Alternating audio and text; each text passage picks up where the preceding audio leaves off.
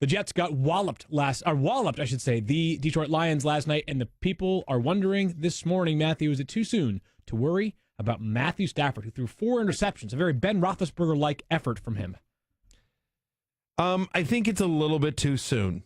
Having said that, I'm nervous. I mean, in our War Room League, our 16-team PPR league, he's my quarterback. And I'm like, I mean, that's my quarterback. Listen, I lost in week 1. It's not no surprise there. I mean, that was ugly. It was awful. And what at first I was just like, well, I'm worried because they might get up big and then he won't have to throw. and then as the Jets started partying it on, I'm like, well, at least there'll be some junk time here. And he couldn't even do that. I mean, honestly, like it was there were poor decisions. Like it wasn't fluky plays. Like it was he just played poorly. And listen, I think give some credit to the Jets defense, Mike, but Matthew Stafford did not look like Matthew Stafford last night. Yeah, and that happens sometimes. I mean, we heard this about overreaction after Thursday Night Football, right? When Matt Ryan struggled. I mean, I'm not worried at all. He's been top 9 6 of the past 7 seasons. He has Stefani's not here, so I can say that, a much better matchup against the 49ers this week. Right. I think he gets right back on track.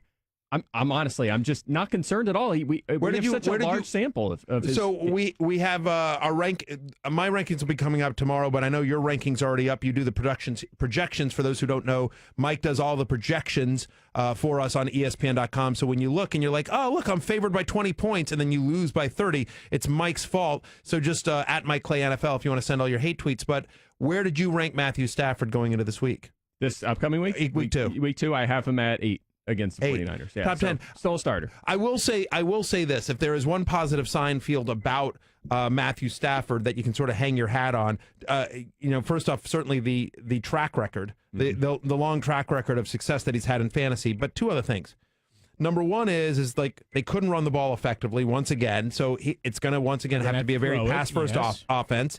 And secondly, that defense looks brutal. Like, I think it's going to be a lot of shootouts for Matthew Stafford. Yeah, the defense looks like a bunch of square pegs trying to be fit into round holes. It's just guys that have some talent. They just aren't necessarily in the right specific role, which happens sometimes when you change schemes. A couple of other things on Stafford is the good news is that it's not a new offensive system. So in theory, it's not like he's playing catch up.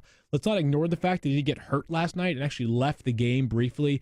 Looks like a knee injury for Matthew Stafford. We'll follow up on that, whether it impacts his week 2 availability or effectiveness at all.